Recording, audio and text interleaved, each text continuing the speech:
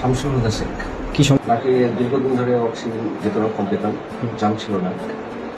এটা সমস্যা, নাকি মানে ঘুম আসতো না, ঘুম ভেঙে যেত, একটু একটু ঘুমাতো, ঘুম ভেঙে যেত, প্রচণ্ড অস্বস্তিকর একটা ব্যাপার ছিল।